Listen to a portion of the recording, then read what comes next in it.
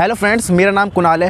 Friends, आज की video में हम फास्ट बॉलिंग वेरिएशन के ऊपर बात करेंगे कि एक फास्ट बॉलर के लिए वेरिएशन क्यों इंपॉर्टेंट होता है। फ्रेंड्स, अगर आप स्कूप वाले टेनिस बैट अपने घर पे मंगवाना चाहते हैं तो आप 47 स्पोर्ट्स में कांटेक्ट करके ये बैट अपने घर मंगा सकते हैं। इस टाइम पे ऑल ओवर इंडिया ये डिलीवर हो रहे हैं, तो आप भी अपना ऑर्डर प्लेस करा सकते हैं इस नंबर पर कॉल करके।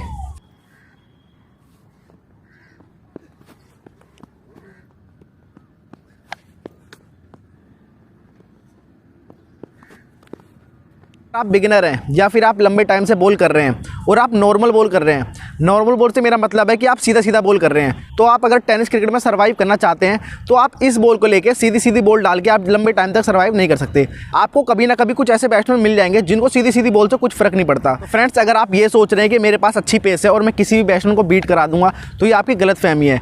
आप अपनी पेस से किसी भी बैट्समैन को 1 से 2 बार बीट करा दोगे, 1 से 2 बॉल आप उसको बीट करा दोगे, उसके बाद आप उसको ज़्यादा देर तक बीट नहीं करा सकते। उसके बाद वो आपकी सारी बॉलों को इजीली खेल लेगा। उसको पता है कि ये केवल मेरे को सीधी सीधी बॉल डालेगा, बाकी स्पीड से उन्हें ज़्यादा कुछ फर्क नहीं पड़ेगा। जैसे आपने इंडिया में देखे होंगे कुछ बॉलर्स हैं जिनके पास बहुत अच्छी खासी स्पीड है, बट वो कभी भी अपने स्पीड के ऊपर भरोसा नहीं करते, हमेशा वो वेरिएशन के लिए जाते हैं। जैसे आपने विजय पावले को देखा होगा, अभिजीत ठाकुर को देखा होगा या फिर मोहित मीना को देखा होगा।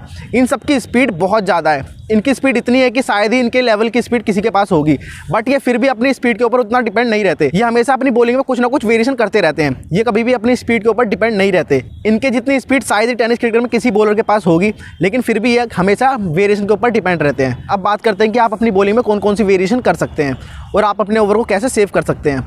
तो फ्रेंड्स, बहुत सारी वेरिएशन होते हैं, लेकिन टेनिस क्रिकेट में मेन जो वेरिएशन होते हैं वो 2 से 3 होते हैं केवल। आप इसमें ज़्यादा वेरिएशन यूज़ नहीं कर सकते क्योंकि ये ऐसी बॉल होती है, इसे कंट्रोल करना बहुत मुश्किल होता है। तो मैं आपको 2 से 3 वेरिएशन बताता हूँ जिसको आप सीख के अपने ओवर को डाल सकते हैं।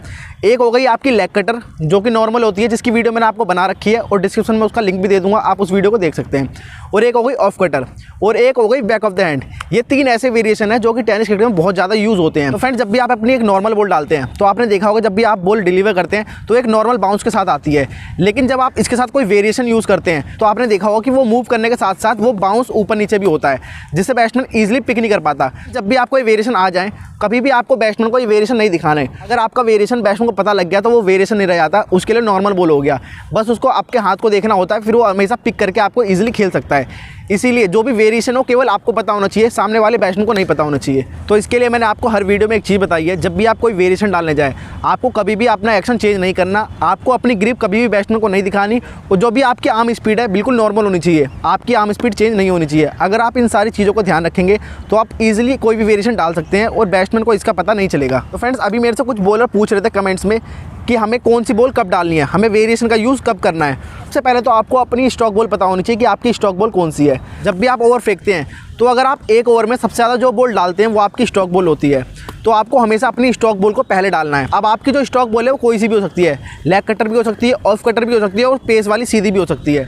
तो आप हमेशा पहले उसको डालें, क्योंकि जो आपकी स्टॉक बॉल होती है वो हमेशा आपको पहले डालनी होती है। तो एक बात हमेशा ध्यान देने की, आपको ज़्यादा वेरिएशन नहीं करना है ओवर में। आप 2 से 3 बॉल करें, ऐसा नहीं है कि आप 6 की 6 बॉल वेरिएशन वाली कर रहे हैं। आपको कभी भी ऐसा नहीं करना। आपको तभी वेरिएशन का यूज़ करना है जब आपको बैट्समैन को डबल माइंड करना हो, उससे पहले आपको कभी भी वेरिएशन का यूज़ नहीं करना। तो फ्रेंड्स, अगर आपको ये वीडियो पसंद आई हो तो वीडियो को लाइक करें, चैनल को सब्सक्राइब करें। Thanks for watching.